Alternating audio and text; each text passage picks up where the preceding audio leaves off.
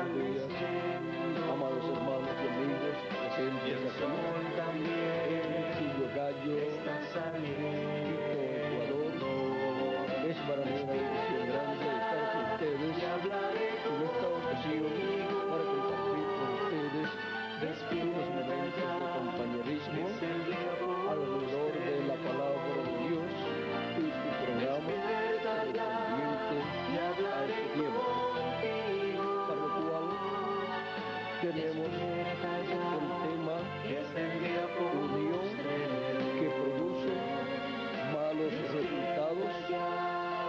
Ahora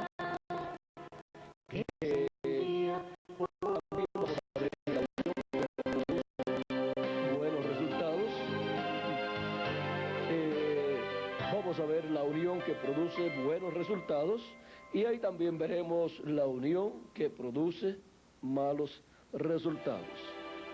La unión que produce buenos resultados.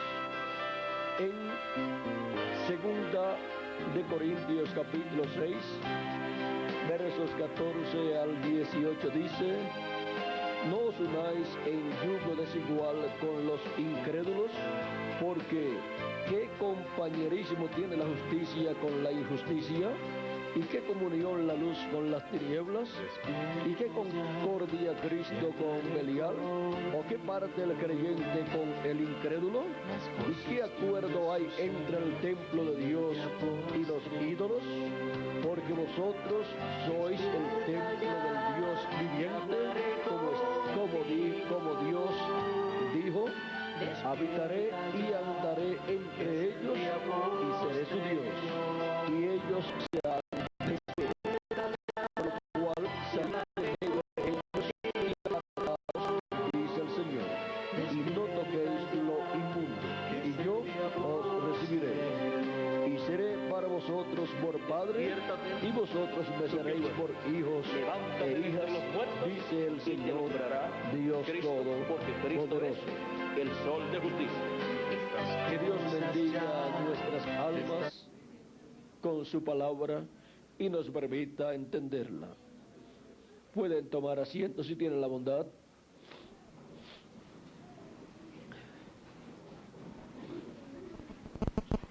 Dios, cuando creó al ser humano, lo trajo de la séptima dimensión y lo colocó en un cuerpo teofánico de la sexta dimensión, y después lo trajo a este planeta Tierra y lo colocó en un cuerpo de carne creado por Dios del polvo de la tierra, y luego tomó de su costado y tomó una costilla, y de ella le creó, le formó, le hizo a Adán una compañera.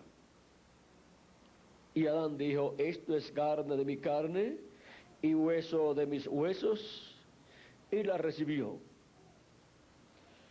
Dios le dio a esa compañera para reproducirse, y encontramos que en el huerto del Edén estaba la serpiente, que era la más astuta, el animal más astuto de todos los animales, y era la raza de la serpiente parecida a la raza humana que Dios había creado, y tenía espíritu, pero no tenía alma, pero tenía lugar donde iba el alma, y ahí fue donde el diablo se metió, y el alma de la serpiente vino a ser el diablo, y por eso es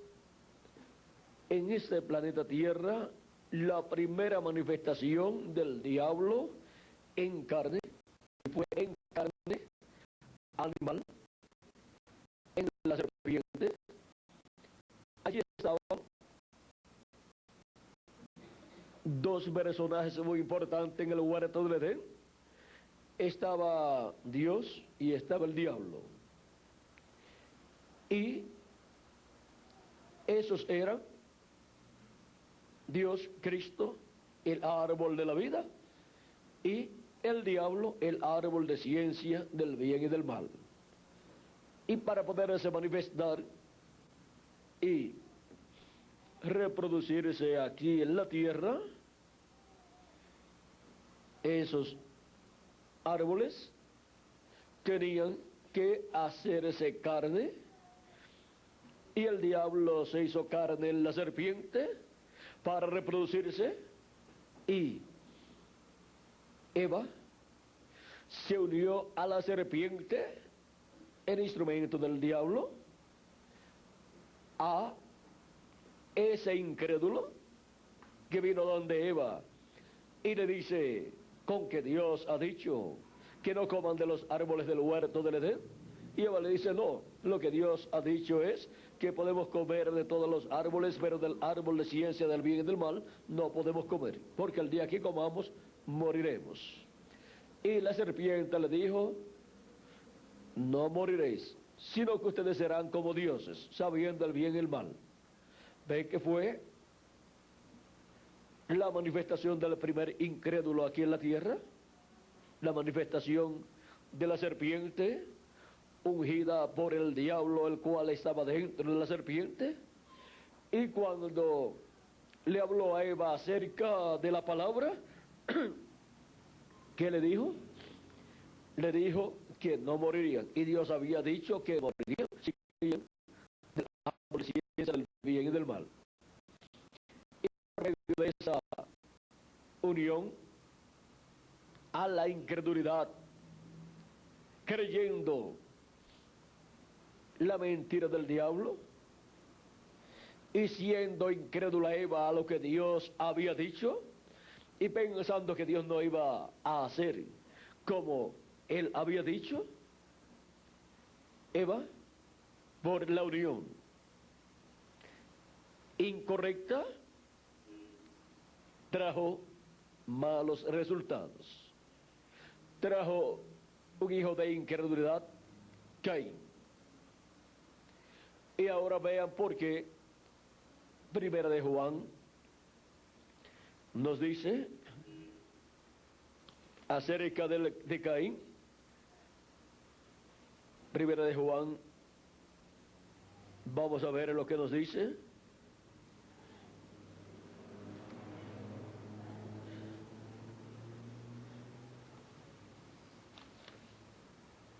(3:12) dice algo que no podemos ignorar.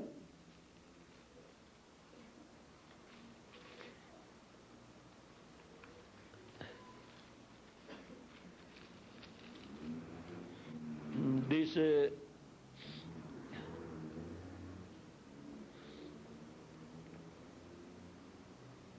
no como Caín, que era del maligno y mató a su hermano. ¿Y por qué causa le mató? Porque sus obras eran malas y las de su hermano justas. Ahora vean como dice aquí Juan, que Caín era del maligno. ¿Y quién es el maligno? El diablo. No dijo Cristo en la parábola del trigo y de la cizaña que la cizaña son los hijos del malo, y el que sembró la cizaña es el diablo. Y ahora la cizaña, como seres humanos o hijos del maligno, vean ustedes, fue allá en Génesis, en donde el diablo por medio de la serpiente sembró la cizaña, o sea, los hijos del malo aquí en la tierra.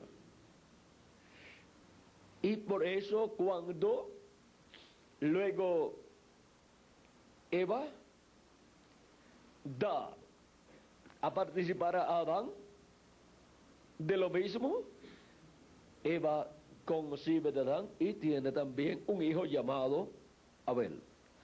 Y ahora vean ustedes, un hijo por medio de Eva era del maligno, dice la Biblia, no como Caín, que era del maligno, y mató a su hermano Abel. Y ahora Abel no era del maligno, porque Adán no era el maligno. Y Adán vino ¿de quién? De Dios. Y ahora, vean ustedes cómo el hijo del maligno, Caín, mató a Abel. Fue el primer homicida que hubo en la tierra. Fue el primer homicidio que se efectuó en la tierra. ¿Inspirado por quién? Por el diablo. Y vino de un hijo ¿de quién? Del diablo, un hijo del maligno. Y ahora,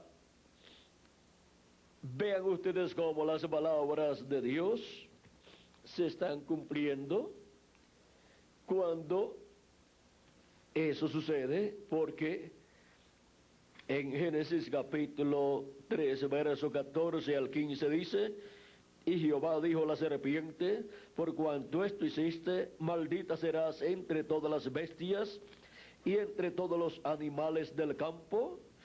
Sobre tu pecho andarás y polvo comerás todos los días de tu vida. Y pondré enemistad entre ti y la mujer, y entre tu simiente y la simiente suya. Esta te herirá en la cabeza y tú le herirás en el calcañar. Ahora, así como la mujer tendría simiente, también la serpiente tendría simiente, y habría enemistad entre la simiente de la mujer y la simiente de la serpiente. Y ahora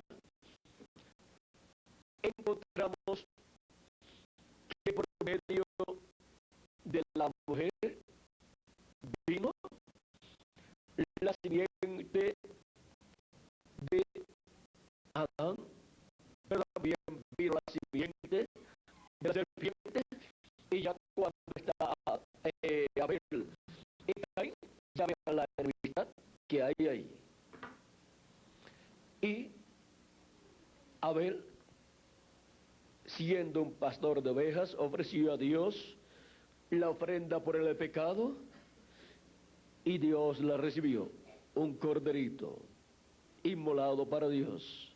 Caín ofreció a Dios de los frutos del campo, pero los frutos del campo no cubrían el pecado, y encontramos que con los frutos del campo no se estaba representando el sacrificio de Cristo, el Cordero de Dios, en la cruz del Calvario. Sin embargo, con el sacrificio del corderito que ofreció Abel a Dios, estaba representando, tipificando el sacrificio de Cristo, el Cordero de Dios.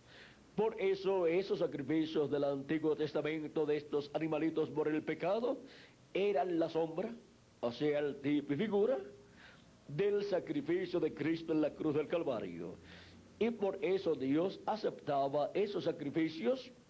El primer sacrificio que fue hecho, lo hizo Dios por Adán y Eva, y le dio pieles para cubrir su desnudez.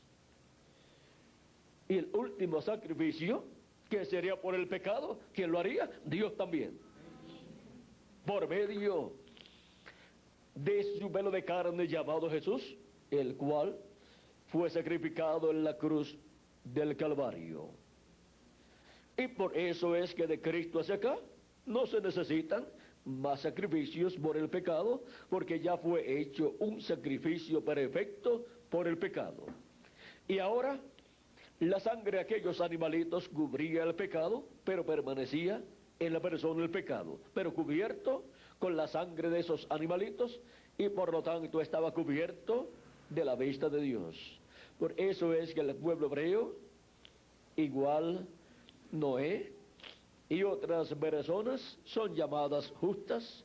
Por ejemplo, Lot fue llamado justo también, y sin embargo eran personas que cometían errores, eran personas que pecaban.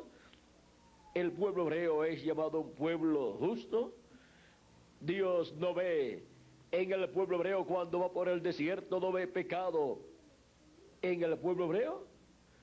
Sin embargo, ellos cometían muchos pecados, pero ofrecían a Dios el sacrificio por el pecado.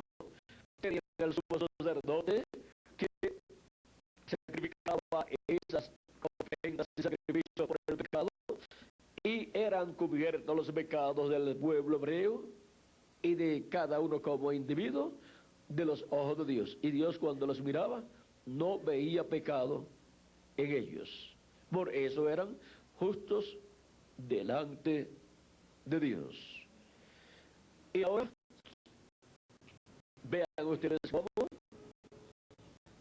Abel ofreció a Dios un sacrificio de un animalito por el pecado, y de ahí en adelante, del tiempo de Adán para acá, se ha requerido un sacrificio por el pecado para el ser humano. Toda persona necesita tener el sacrificio por el pecado, si no, está perdido ante la presencia de Dios y no tiene derecho a la vida eterna.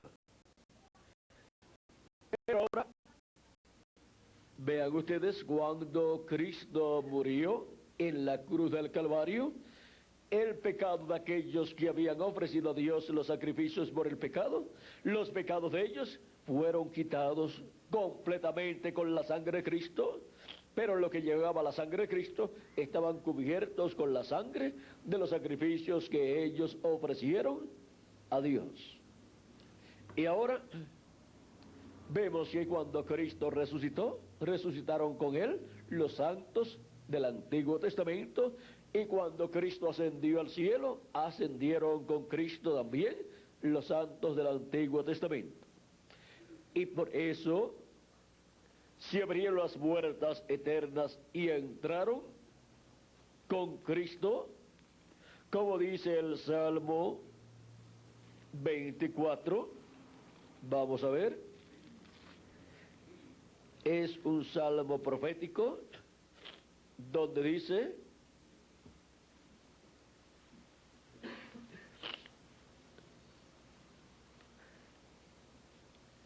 ¿quién subirá al monte de Jehová? ¿Y quién estará en su lugar santo? El limpio de manos y puro de corazón. ¿Y cómo una persona puede ser limpia de manos y pura de corazón? Pues lavando sus pecados. Y para los tiempos del Antiguo Testamento, solamente podía ser cubierto el pecado con la sangre de aquellos sacrificios que efectuaban. Pero ya en el Nuevo Testamento, los pecados son quitados con la sangre de Cristo. La sangre de Jesucristo nos limpia de todo pecado. No lo cubre, sino que lo quita. Y ahora, ¿quién es el que subirá al monte de Jehová? ¿Y quién estará en su lugar santo? El limpio de manos y puro de corazón. El que no ha elevado su alma a cosas vanas, ni jurado con engaño, él recibirá de Jehová bendición y justicia del Dios de salvación. Tal es la generación de los que le buscan, de los que buscan tu rostro, oh Dios de Israel. Alzad, oh puertas, vuestras cabezas, y alzaos vosotras, puertas eternas, y entrará el Rey de gloria. ¿Quién es este Rey de gloria? Jehová el fuerte y valiente, Jehová el poderoso en batalla.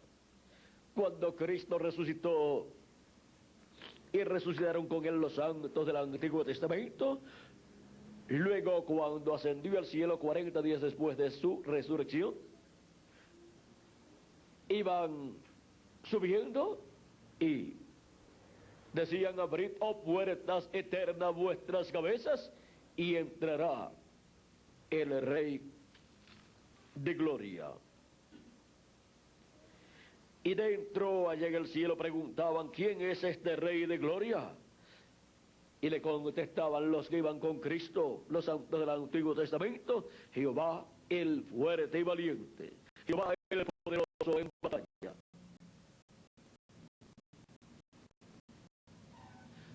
Y subieron con Cristo.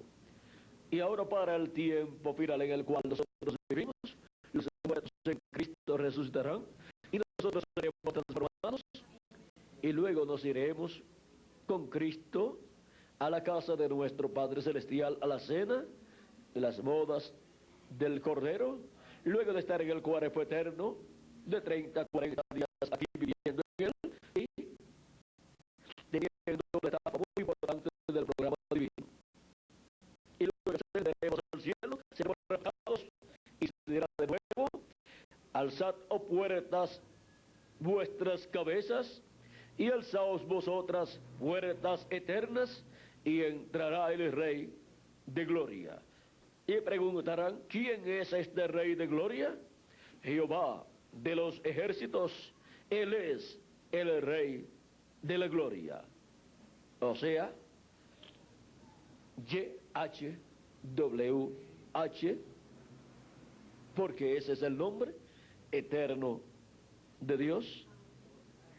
Y ahí, vean ustedes, esa fue la forma en que le dio a conocer Dios a Moisés su nombre. Cuando Moisés quiso conocer el nombre, ahora la pronunciación, Moisés la escuchó, pero el pueblo hebreo no sabe cómo se pronuncian esas 4 consonantes.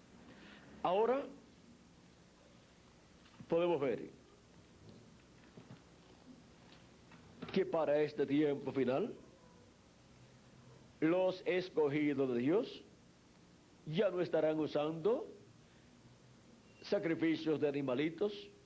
Hasta el templo fue quitado en Israel, por lo tanto ni el pueblo hebreo tampoco puede tener sacrificios, ni el de la Pascua, ni tampoco el sacrificio de la expiación el día 10 del mes séptimo de cada año, porque ya no tienen el templo para llevar la sangre de la expiación al lugar santísimo y colocarla sobre el propiciatorio, que es la silla o asiento de misericordia, donde estaba Dios y los 2 querubines de oro, y en medio de los 2 querubines de oro, la presencia de Dios en la luz de la Shequina. Ya el pueblo hebreo no tiene una silla o asiento de misericordia con la sangre de la expiación. Por lo tanto, el pueblo hebreo ha estado padeciendo el juicio divino por todos estos años de Cristo hacia acá. Y ha estado pasando por una tribulación terrible a causa de que no tiene el sacrificio por el pecado. Pero hay un sacrificio por el pecado, y no está en el templo de Salomón ni en el templo de Moisés, pero está en el templo que representó el templo de Moisés y el templo de Salomón. ¿Está dónde? En el templo que está en el cielo. Y ese sacrificio por el pecado es el sacrificio de Cristo. Él es nuestra expiación, el sacrificio de la expiación por nuestros pecados. Y Él también es nuestra Pascua. Y ahora no se requiere un templo terrenal allá en Jerusalén, ni siquiera el templo de Moisés tampoco, sino que ya Dios ha puesto en función su templo que está en el cielo como templo donde la misericordia de Dios está siendo manifestada desde que Cristo ascendió al cielo y colocó allí su sangre sobre el lugar santísimo, sobre la silla o asiento de misericordia, que es el propiciatorio allá en el cielo. Y ahora Él ha estado haciendo intercesión como sumo sacerdote, no del orden levítico, del cual Aarón fue el primer sacerdote, sumo sacerdote, sino del orden celestial del templo que está en el cielo, y el orden sacerdotal es el orden de Melquisedec, no de Leví, no de sino de Melquisedec.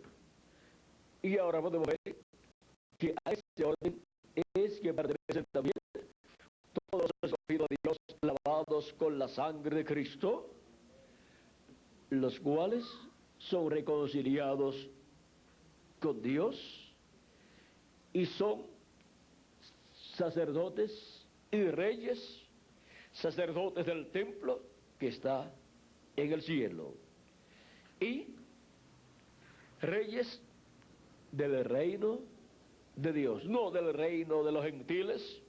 Por eso es que acá, aunque somos reyes, acá no estamos en una posición terrenal de reyes del reino de los gentiles, pero cuando estemos en el glorioso reino de Cristo, reino milenial, ahí estaremos como reyes y sacerdotes.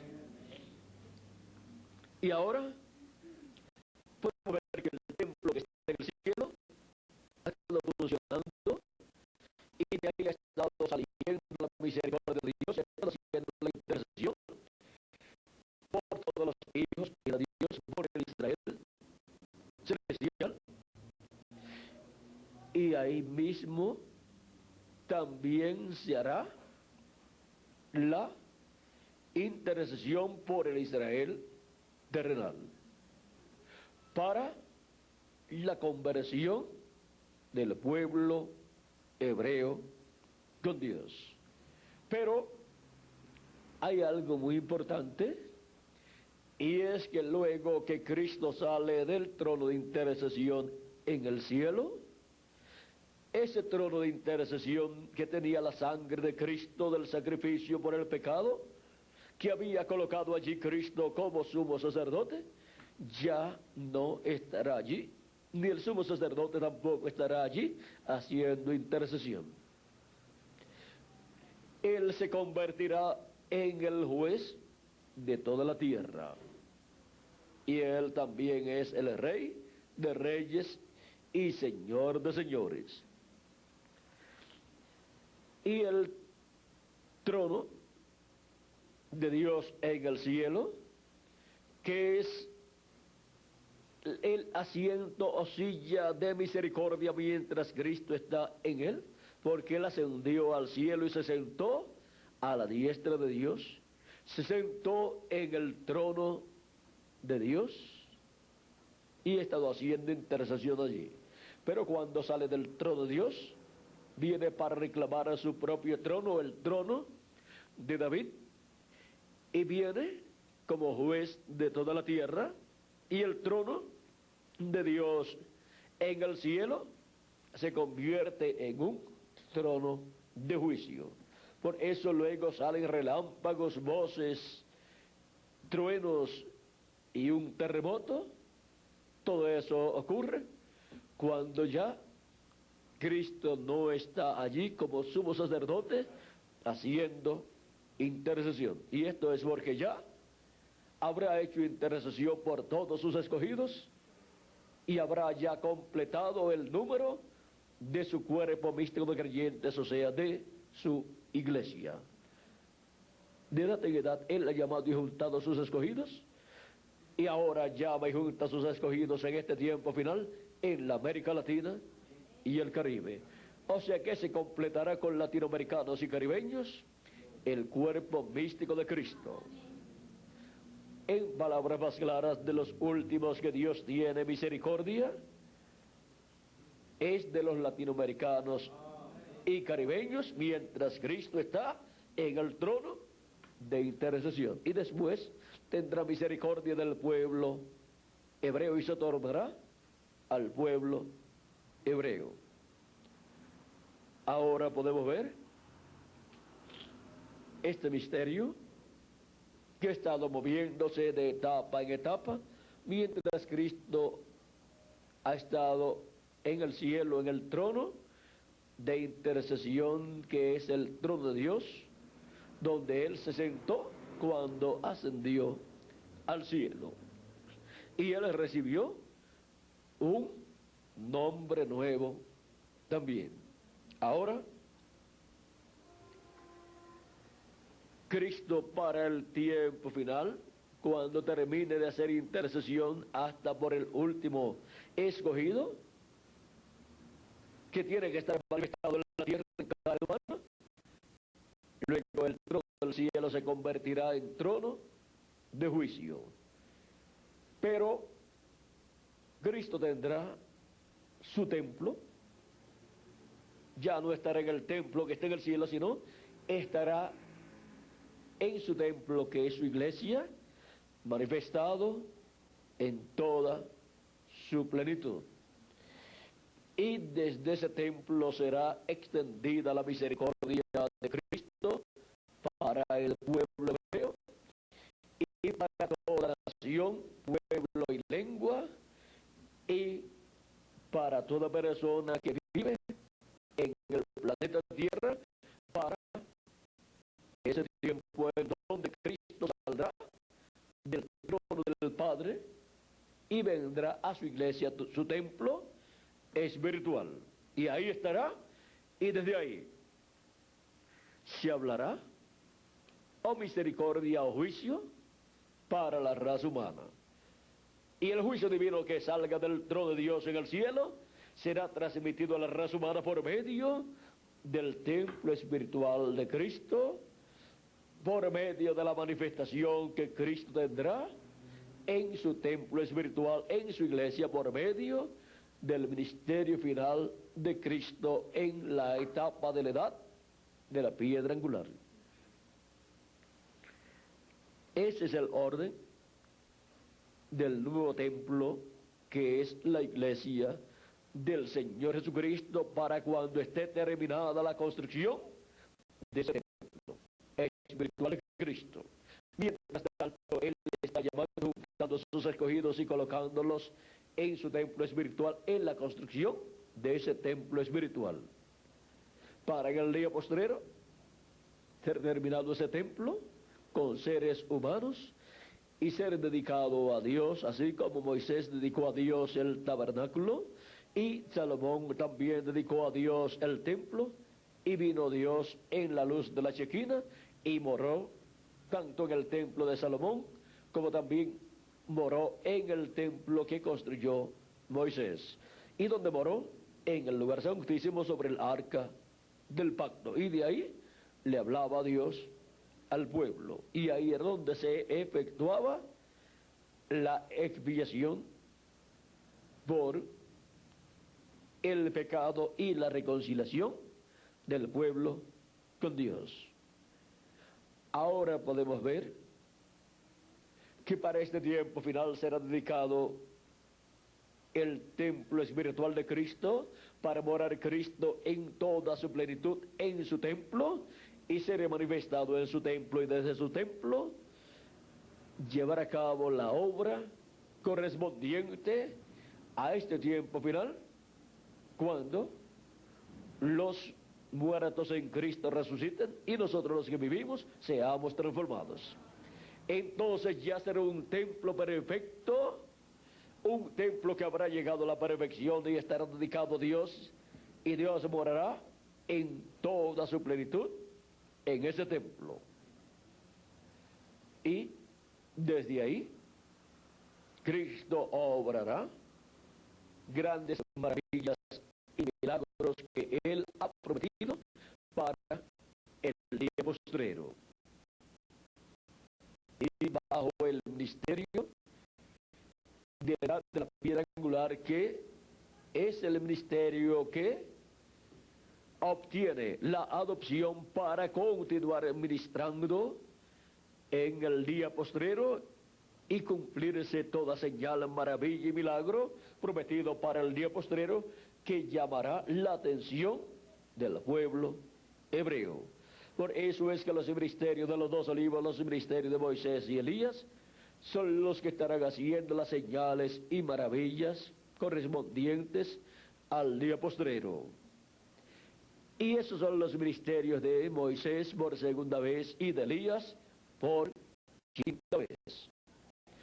Esos son los ministerios que son manifestados por Cristo, por el Espíritu Santo, en su ángel mensajero en el día postrero.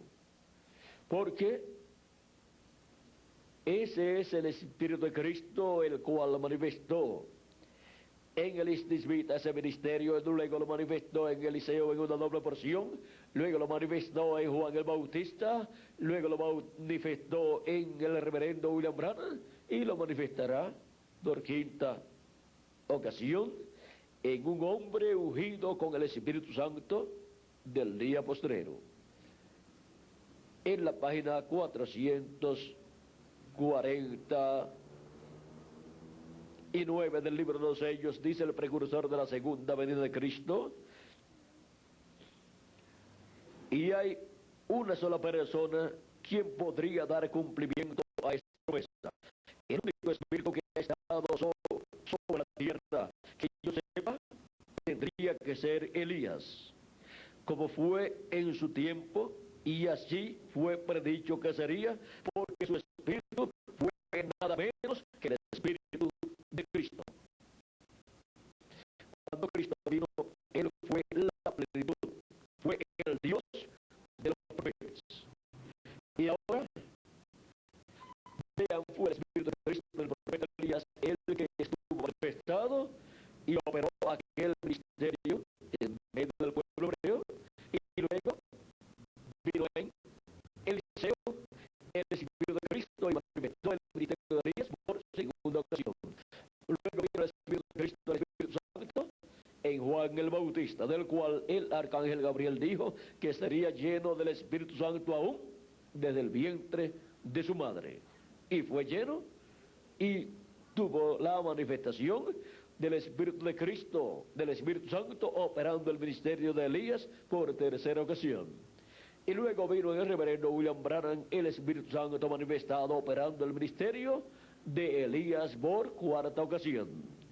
Y para el día posterior vendrá el ministerio de Elías por quinta ocasión, que será el Espíritu Santo operando ese ministerio de Elías por quinta ocasión. O sea que vendrá el Espíritu Santo en un hombre del tiempo final, el cual aparece en Apocalipsis capítulo 7, que es el ángel que viene con el sello del Dios vivo, y el sello del Dios vivo es el Espíritu Santo, ungiendo a ese hombre con el ministerio de Elías por quinta ocasión.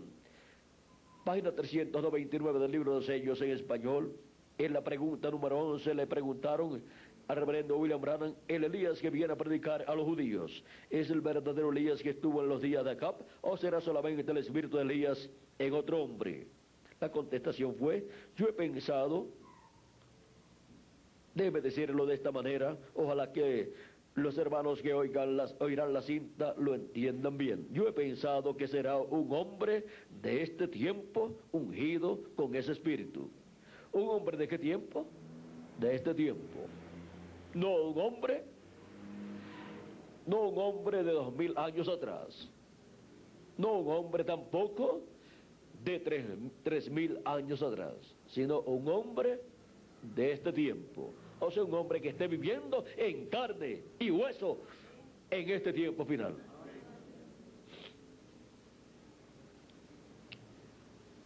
Porque ya cuando Elías ya había subido, cuando se fue en un carro de fuego, y Eliseo se encontró con los hijos de los profetas, ellos dijeron: el espíritu de Elías reposó sobre Eliseo.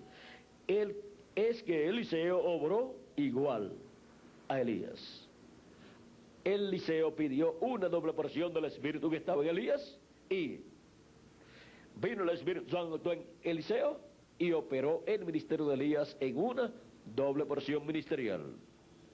Y para el día postrero, el mismo Espíritu Santo que ha estado en Elías, en Eliseo, en Juan el Bautista y en el reverendo William Branham operando esos ministerios, estará en el día postrero manifestado en carne humana en su ángel mensajero, operando el ministerio de Elías por quinta ocasión.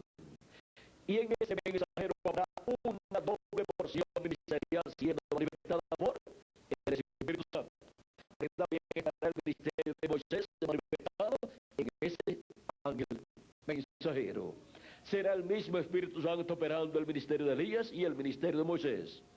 Y también el ministerio de Jesús estará manifestado en ese profeta, porque es un mismo Espíritu, el Espíritu de Cristo, el Espíritu Santo, operando el ministerio de Elías, el ministerio de Moisés y el ministerio de Jesús. Él puede operar todos los ministerios que Él quiera, porque Él es el dueño de todos los ministerios. Él operó todos esos ministerios en todos los profetas del Antiguo Testamento, y luego estaba en Jesucristo manifestado en toda su plenitud. Por lo tanto, en Jesús estaba el Espíritu que había operado todos esos ministerios del pasado. Por eso algunas personas pensaban que Jesús era Elías, otros pensaban que Jesús era Jeremías, otros pensaban que Jesús era Juan el Bautista, otros pensaban que Jesús era alguno de los profetas, y así por el estilo. Es que bajo la unción del Espíritu Santo, Jesucristo obraba como había obrado el Espíritu de Cristo a través de los profetas del Antiguo Testamento. Y ahora, cuando multiplicó los panes y los peces, pues cualquier persona podía pensar, decir, este parece que es Moisés, porque Moisés le dio codornices al pueblo hebreo en el desierto, y también le dio pan, maná en el desierto. Y ahora este nos está dando peces y nos está dando pan. También podrían decir, pues, otros podrían decir, no, puede ser Elías, porque a la viuda Elías le multiplicó el alimento, la harina. Otros podrían decir, no, puede ser Eliseo, el cual también bendijo a una mujer y recibió bendición de Dios. Otros podrían decir, no, este debe ser Juan el Bautista, porque Juan el Bautista le decía a la gente, generación de víboras, y ahora Jesús también está diciendo lo mismo. Y así por el estilo podían decir, no, debe ser este. Y cuando lo vieron llorando a Jesús, algunos podían decir, este debe ser Jeremías. Pero era nada menos que nuestro amado Salvador Jesucristo, en el cual estaba el Espíritu Santo manifestado en toda su plenitud. Y ahora, para el día postrero, vendrá la adopción de todos los hijos e hijas de Dios, y la adopción del ministerio del ángel de Jesucristo, que es el ministerio de Cristo manifestado en su ángel, el cual es colocado en la edad de la piedra angular para ministrar, y llegará la etapa en que será adoptado el ángel de Jesucristo y el ministerio que el Espíritu Santo está operando en su ángel. Y por eso ese es el ministerio, tanto para la iglesia gentil como para el pueblo hebreo, y también para todos los que vivirán en el reino milenial de Cristo. Y con ese ministerio, la tierra será llena del conocimiento de la gloria de Jehová, como las aguas cubren el mar, porque por medio de la enseñanza que trae ese ministerio, por medio de su manifestación de encarno humano en su ángel mensajero, la revelación divina correspondiente al séptimo milenio, o sea, la dispensación del reino, es dada, traída a la iglesia de Jesucristo, y de la iglesia de Jesucristo se extenderá al pueblo hebreo y a todas las naciones. Con ese mensaje es que también son llamados y juntados todos los escogidos de Dios. Ahora, así como San Pablo nos enseña que no hagamos yugo desigual con los incrédulos en lo humano, pues esto es que los creyentes, los jóvenes, cuando se enamoran, pues deben de enamorarse de personas creyentes también, para que así la bendición de Dios sea sobre ellos y sea para bendición de ellos y de todos los seres humanos que estarán alrededor de las vidas de esas personas. Los incrédulos uniéndose con los creyentes o los creyentes uniéndose con los incrédulos, el resultado es malo. El resultado que obtuvo Eva fue malo. Y el resultado que obtuvo Eva trajo la muerte para la raza humana y toda enfermedad y todo problema que tiene la raza humana. Y trajo al primer homicida, que fue Caín. Luego, cuando los hijos de Dios, que son los descendientes de Adán, en Génesis capítulo 5 y 6, veamos 6, capítulo 6 del Génesis dice: aconteció que cuando comenzaron los hombres a multiplicarse sobre la faz de la tierra, les nacieron hijas, que viendo los hijos de Dios, que las hijas de los hombres eran hermosas, tomaron para sí mujeres, escogiendo entre ellas. Los hijos de los hombres aquí son los descendientes de Caín. Y los hijos de Dios aquí son los descendientes de Adán. Adán tuvo a Set luego que había muerto Abel, el cual no dejó simiente, no dejó hijos, pero ahora Set sí se reprodujo y tuvo hijos y comenzaron a multiplicarse. Y el primer hijo de Set, Enos, vean ustedes, dice la Escritura que luego que nació este hijo a Set, dice, conoció de nuevo a Adán, capítulo 4, verso 25 al 26, conoció de nuevo a Adán a su mujer, la cual dio a luz un hijo y llamó su nombre Set, porque Dios, dijo ella, me ha sustituido otra simiente en lugar de Abel, a quien mató Caín. Y a Set también le nació un hijo y llamó su nombre Enos. Entonces los hombres comenzaron a invocar el nombre de Jehová. Y ahora, estos descendientes de Set son llamados los hijos de Dios, y los descendientes de Caín son llamados los hijos de los hombres. Y esa unión solamente fue de ventaja para los hijos de los hombres, o sea, la descendencia de Caín. Pero para los hijos de Dios, que vienen por medio de Adán, y de Adán por medio de Set, y Adán que vino de, y Set que vino de Adán, para los hijos de Dios, la descendencia de Set no le fue de beneficio. Ahí se mezcló más y más la sangre de los hijos de los hombres con la sangre de los hijos de Dios. Y se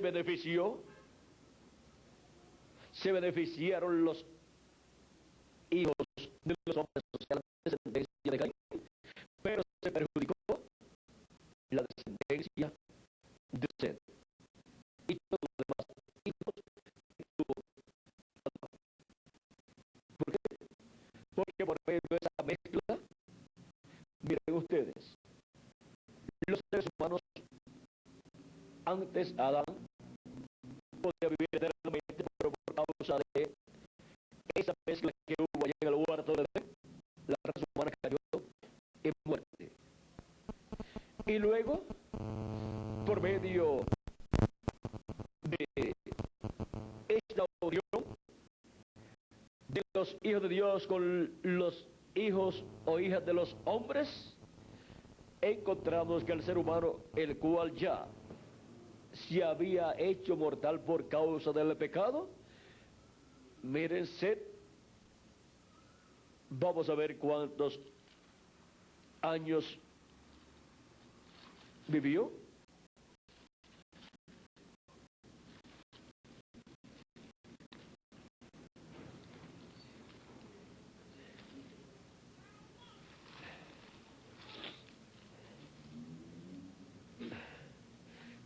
Adán vivió 930 años y murió.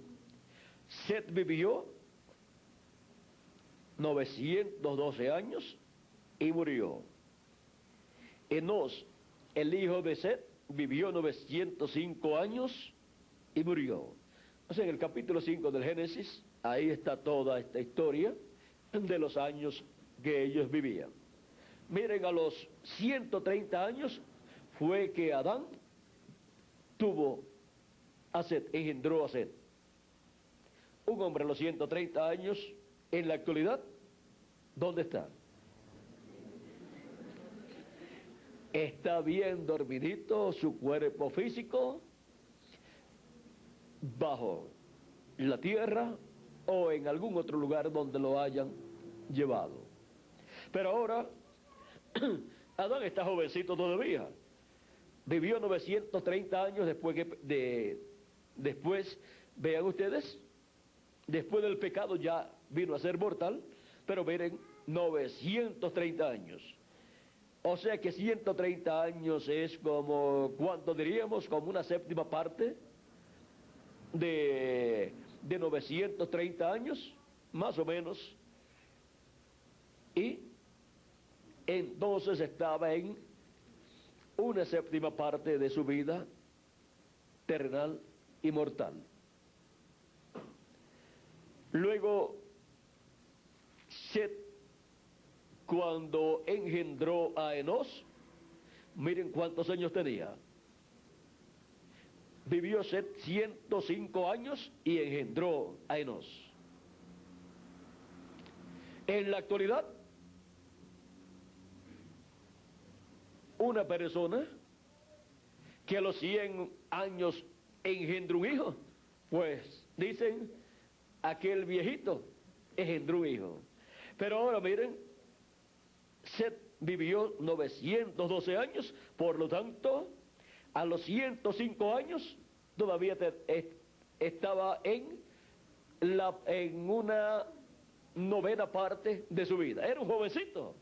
Ahora, normalmente una persona vive de 70 a 80 años. Vamos a decir una persona que viva 70 años o 80 años, una octava parte de su vida, la octava parte de su vida, ¿cuánto sería? 10 años. O sea que Set aquí, con 105 años, estaba como un jovencito de 10 años más o menos. No en estatura, sino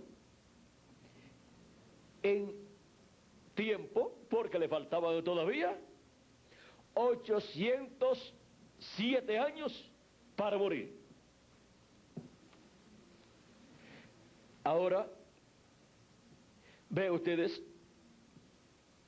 encontramos que esta cantidad de años así llegó hasta Lamec, que vivió 777 y murió. Y después Noé vivió, ¿cuánto? Noé vivió 600, vamos a ver cuántos años. Vamos a ver a los cuántos años murió Noé.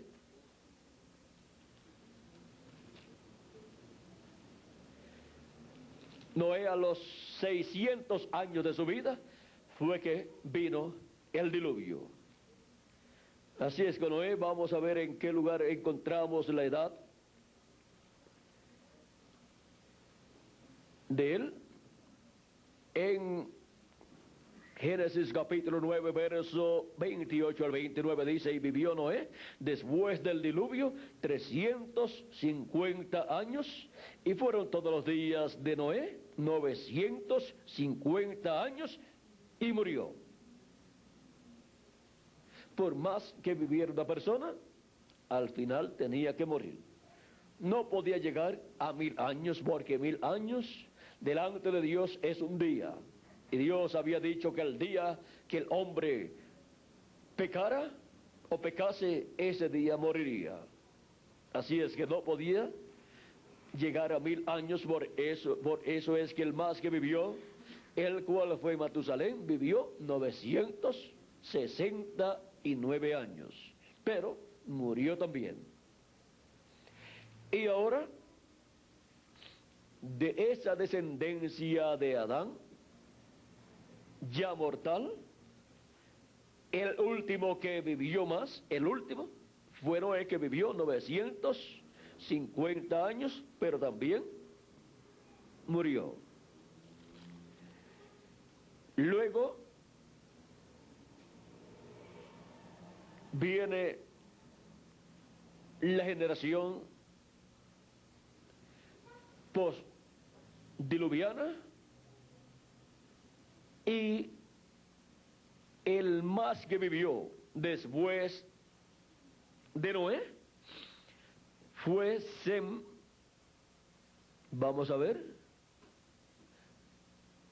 Estas son las generaciones de Sem.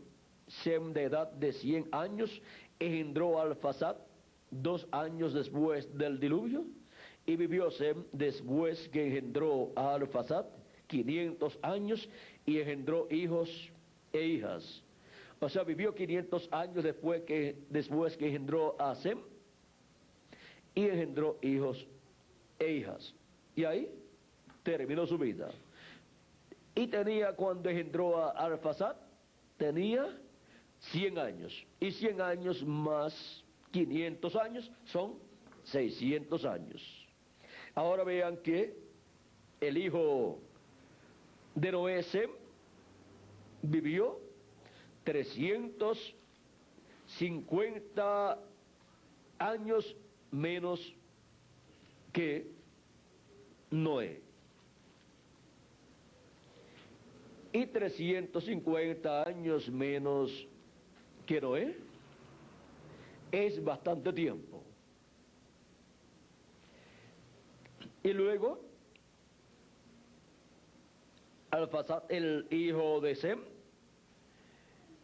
dice, Arfaxad vivió 35 años y engendró a Sala, y vivió Arfaxad después que engendró a Sala 403 años y engendró hijos e hijas. Y 403 años más 35 años son 438 años. Ahora vean cómo la vida del ser humano va acortándose más y más. La vida de esta descendencia de Adán por medio de Set. Y ahora sigue acortándose, y Sala vivió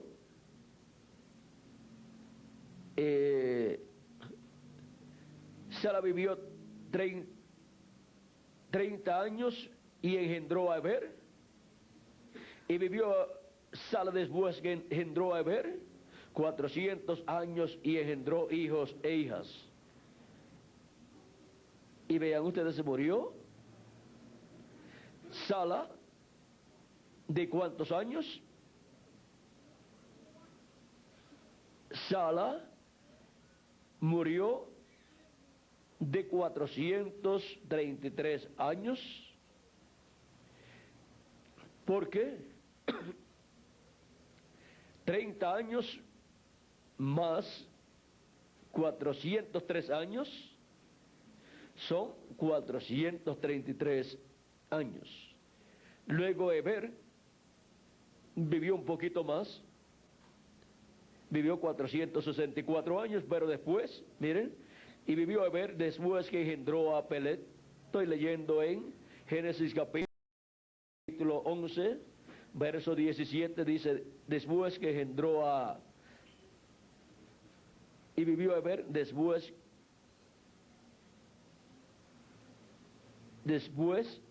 vamos a ver, Eber vivió 34 años y engendró a Peleg, y vivió Eber después que engendró a Peleg 430 años y engendró hijos e hijas.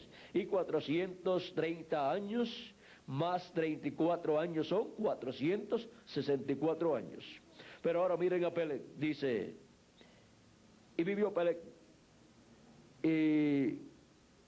y Peleg vivió 30 años y engendró a Reú, y vivió Peleg después que engendró a Reú 309 años y engendró hijos e hijas. Y 309 años más 30 años son 200, vamos a ver, 209 años, corrijo, 209 años más 30 años son 239 años. Ahí se le cortó la vida, ahí casi por la mitad, o a la mitad de lo que había tenido su padre Eber.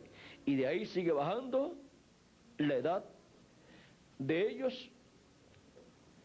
Y si siguen leyendo a través de la Biblia, ustedes encontrarán que siguió bajando la edad de las personas.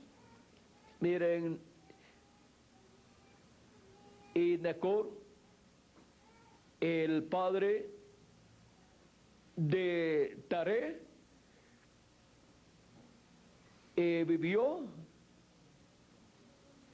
148 años. Después Taré vivió cierta cantidad de años, y de Abraham se dice que vivió unos 175 años. Vamos a ver dónde está el tiempo que vivió Abraham. Y ahora, para la generación en la cual nosotros vivimos, una persona que vive 175 años, ese es un campeón. Pero miren, antes de Abraham y antes de Noé, pues vivían 800 y 900 años y 900 y algo de años.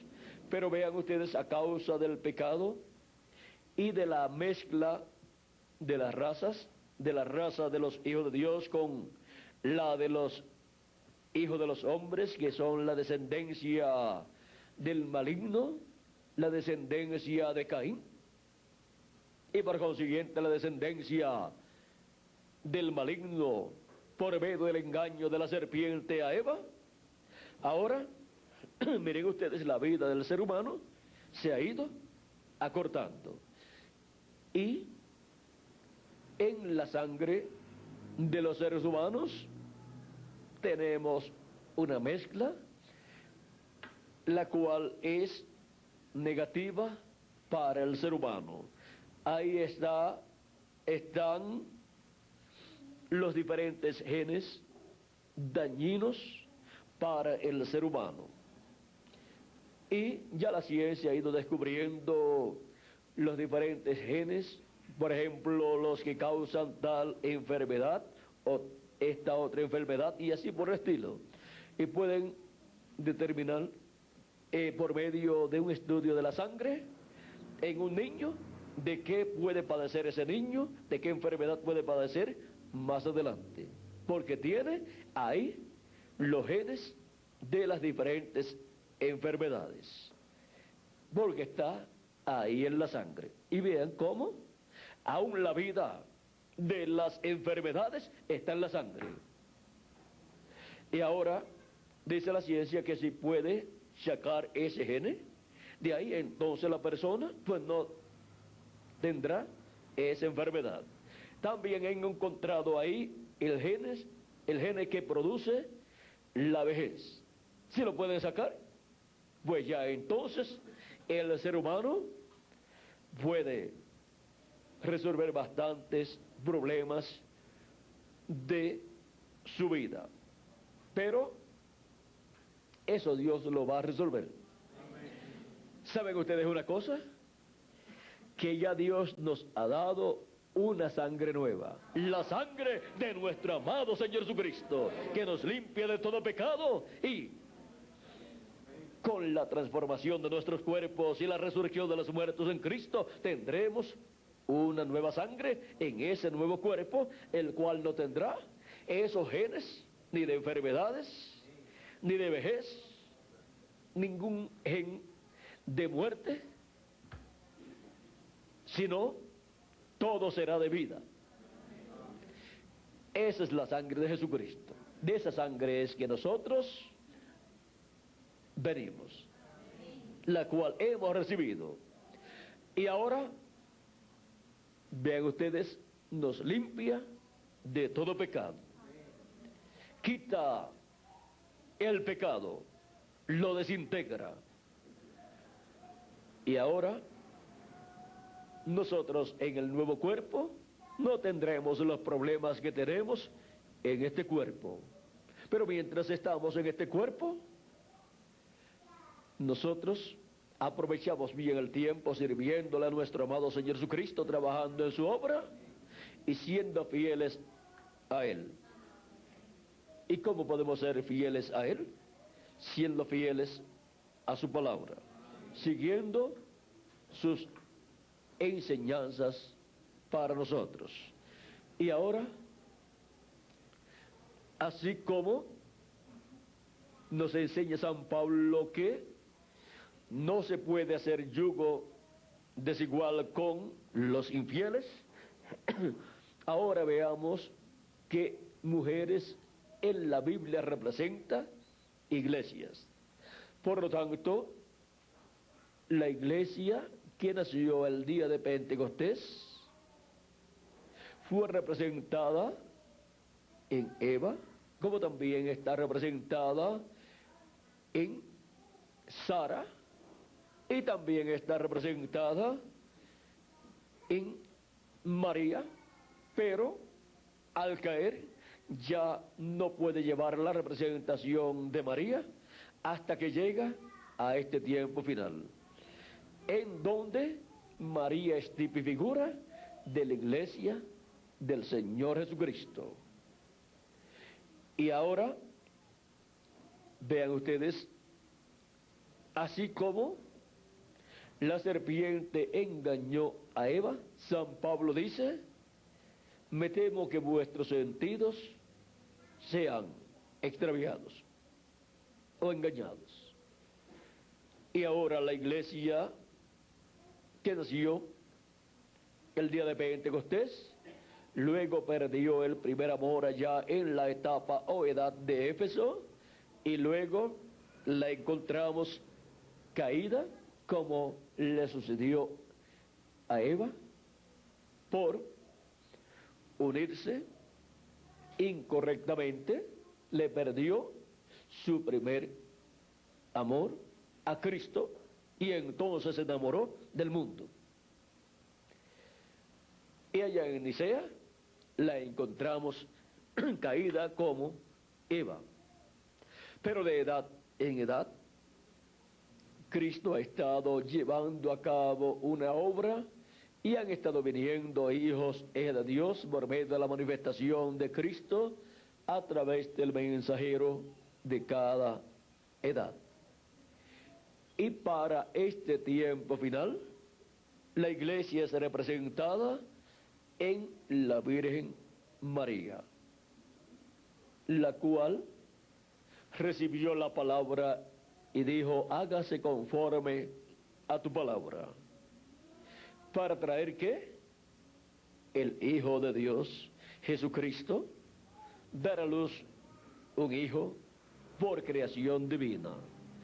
Y para este tiempo final, Cristo trae hijos e hijas de Dios por medio del nuevo nacimiento y por medio de su iglesia en la edad de la piedra angular, en cuerpos teofánicos, y pronto también traerá hijos e hijas de Dios en cuerpos físicos, inmortales, eternos e incorruptibles, glorificados, porque para este tiempo final Cristo resucitará a los muertos en Cristo en cuerpos eternos y nos transformará a nosotros los que vivimos. Y eso será por medio de una iglesia virgen que ha subido a la edad de la piedra angular. Es en esa iglesia donde habrá esa manifestación de hijos e hijas de Dios. Primero nacen en el campo espiritual, obteniendo el nuevo nacimiento al creer en Cristo y recibirlo como su Salvador, y así nacer al recibir el Espíritu de Cristo, nacer en la sexta dimensión y obtener el cuerpo teofánico. Pero para este tiempo final también obtendrán el cuerpo eterno, y es como nacer en esta tierra en un cuerpo nuevo. Y esto será en medio de la iglesia de Jesucristo. Es la iglesia de Jesucristo la que traerá esos hijos y hijas de Dios con cuerpos eternos. Y ahora su iglesia no se puede unir a nada sino a Cristo, al cual está unida para traer hijos e hijas de Dios en este día postrero, y traer los hijos e hijas de Dios en la resurrección de los muertos en Cristo y en la transformación de nosotros los que vivimos. Esa iglesia virgen es la que traerá esa manifestación de hijos e hijas de Dios en este tiempo final. Y eso será la adopción de todos los hijos e hijas de Dios, la redención del cuerpo físico, o sea, la transformación de nuestro cuerpo, en donde obtendremos el cuerpo eterno. Y cuando estemos con el cuerpo eterno, todo problema habrá terminado. Y estaremos con Cristo por el milenio y por toda la eternidad. Es muy importante nunca perder el primer amor. Siempre los problemas en el hogar son motivo de la pérdida de ese primer amor.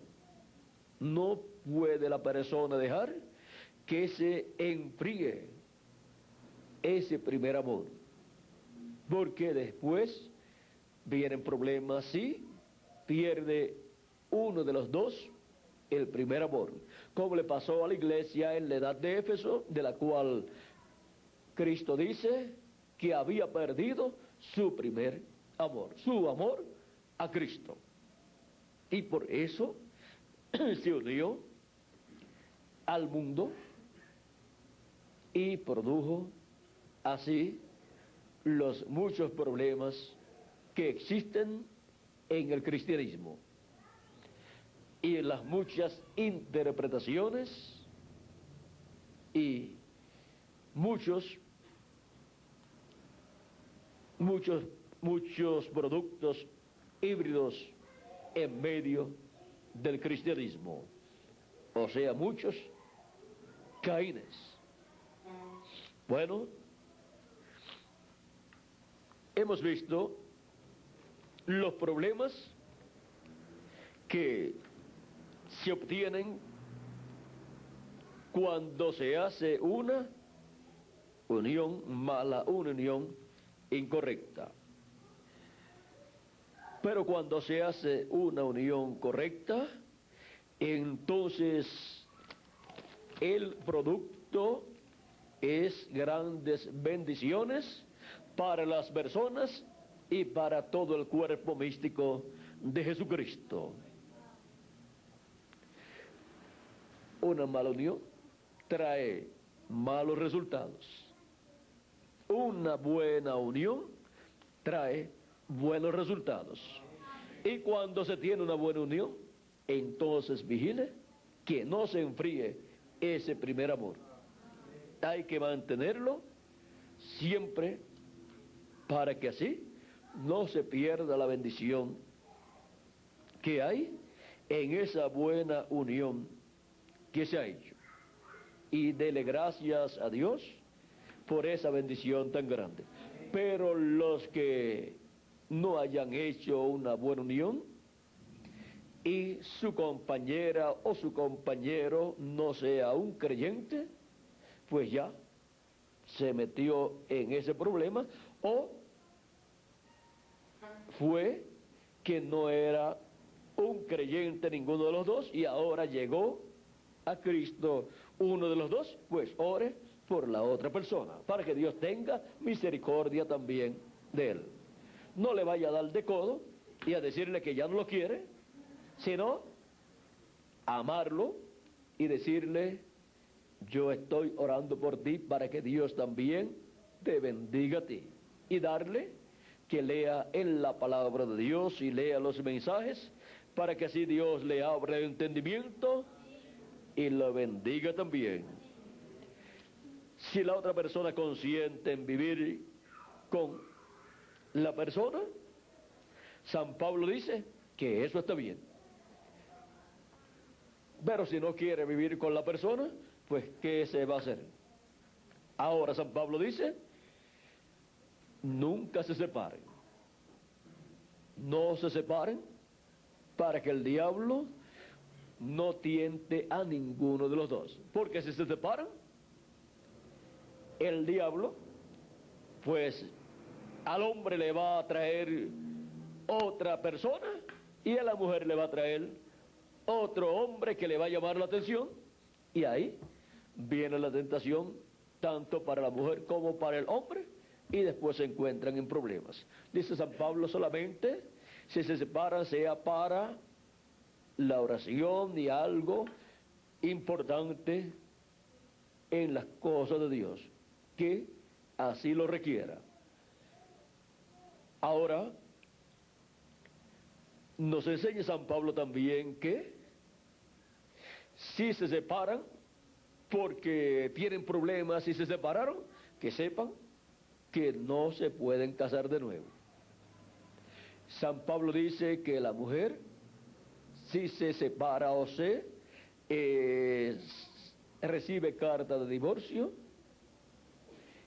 ella no se puede volver a casar. Eso lo dijo también nuestro hermano Branham, y por eso es que San Pablo y nuestro hermano Branham también enseñan que es mejor resolver los problemas, y si la persona ya no siente el mismo amor, pues fue que se enfrió ese primer amor, y entonces hay que pedir a Dios que les ayude para que entre en calor, en ese calor, ese primer amor, y sea restaurado ese primer amor.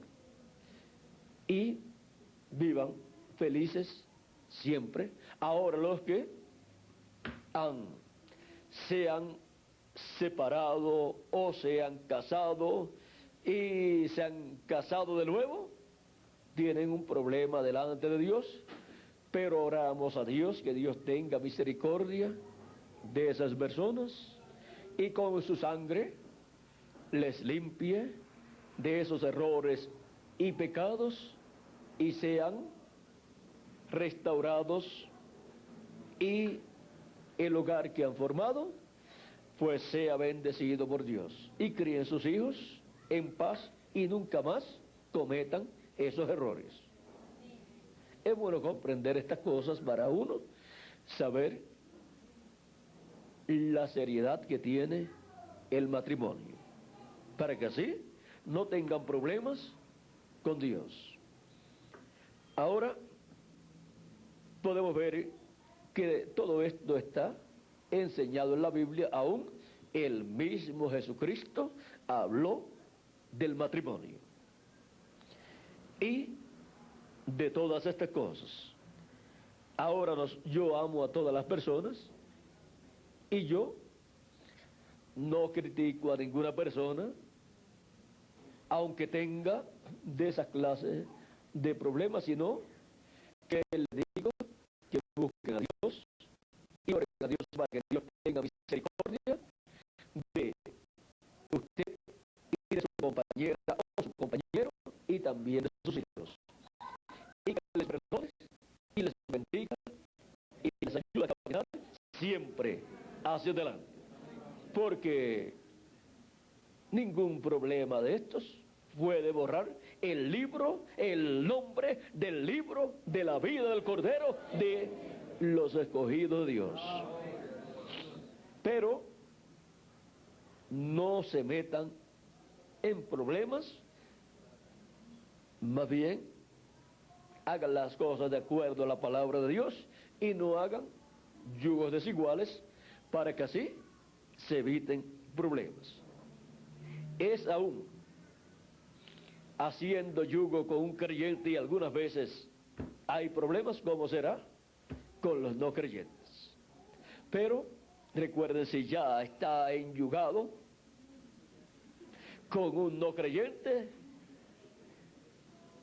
pues ore por esa persona, trátelo bien o trátela bien, de modo que Dios los bendiga y puedan ser felices en el matrimonio y puedan criar sus hijos en el temor de Dios, guiando a sus hijos siempre en las cosas de Dios.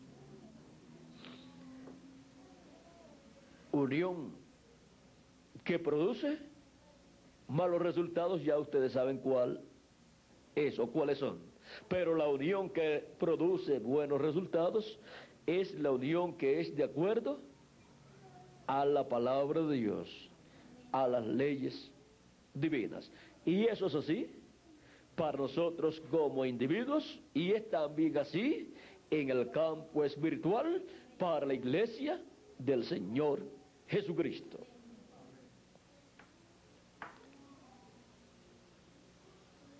Unión que produce buenos resultados. Esa es la unión que todos queremos tener. Tanto en lo humano como también en lo espiritual. Y la unión con Cristo de cada persona es la que produce los buenos resultados. Y para nuestro tiempo, así como hubo en Candad una manifestación de Cristo en Espíritu Santo por medio del mensajero y la unión con Cristo en esa manifestación en Candad, produjo buenos resultados porque produjo los hijos y hijas de Dios de cada una de esas edades. Y para este tiempo final, Cristo estará en su iglesia en la edad de la piedra angular manifestado en su ángel mensajero y la unión con Cristo en su manifestación final producirá buenos resultados también. Producirá la edad correspondiente a este tiempo y los hijos de esa edad de la piedra angular y producirá la resurrección de los muertos en Cristo y la transformación de nosotros que vivimos y el rapto o arrebatamiento de los escogidos de Dios para ir a la cena de las bodas del Cordero. Miren todos los buenos beneficios que producirá la unión con Cristo en este día postrero en la edad de la piedra angular. Ha sido para mí una bendición grande estar con ustedes dándoles testimonio de estas dos clases de uniones, de la unión que produce malos resultados y de la unión que produce buenos resultados. Y que Dios nos ayude a todos para siempre hacer las cosas conforme a la palabra de Dios, para así obtener los buenos resultados. Que Dios les continúe bendiciendo a todos, que Dios les guarde y les prospere espiritualmente y materialmente y les llene de su amor divino y el amor para con Cristo sea ese primer amor todos los días de nuestra vida. Ese primer amor que hemos sentido por Cristo permanezca sin nunca enfriarse. Permanezca ese primer amor por Cristo en nuestra edad, la edad de la piedra angular, y en nuestra dispensación. Y de parte de Cristo permanecerá ese amor siempre hacia nosotros. Y de mi parte hacia ustedes también permanecerá ese primer amor. Y de parte mía para Cristo también. Y de parte de ustedes también. ¿Saben ustedes una cosa? Que nuestra edad, la edad de la piedra angular, es la edad del amor divino. Y ese amor divino nunca se enfriará. Ese amor divino permanecerá y con el fuego del Espíritu de Dios manifestado todos los días de nuestra vida terrenal, en este cuerpo terrenal, y luego en el cuerpo nuevo, en el cuerpo glorificado. Siendo la edad del amor divino, vean ustedes, es la edad donde no se apagará el fuego del amor por Cristo en los hijos e hijas de Dios, de la edad de la piedra angular y de la dispensación del reino, porque nos hemos unido a Cristo, y eso produce los buenos resultados que Él ha prometido para todos nosotros. Bueno, que Dios le continúe bendiciendo a todos, que Dios le guarde, y muchas gracias por vuestra amable atención. Dejo nuevamente con nosotros al reverendo Miguel Bermúdez Marín para continuar y finalizar nuestra parte en esta ocasión. Ya tendremos que viajar porque tenemos actividad. ¿Y el viaje es de cuánto tiempo, Benji? 3:30. Son 4 mal contadas, porque desde esta hora que podemos ver en el reloj hasta que salgamos de aquí nos puede tomar de media hora a 1 hora, más 3:30 o 4, son 5 horas. Hay que tener 5 horas disponibles. ¿Y qué hora es, Benji? La 1. O sea que estaremos llegando por allá como a las 6 de la tarde, más o menos, mal contada. Después chequeé el reloj cuando lleguemos a ver si no estaba tan mal contada. Y casi no tenemos tiempo ni para Benji y Tirso un cántico de... Bueno,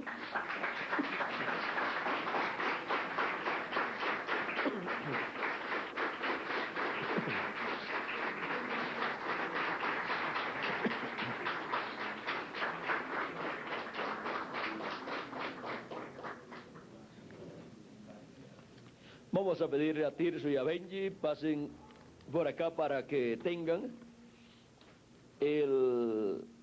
uno o dos cánticos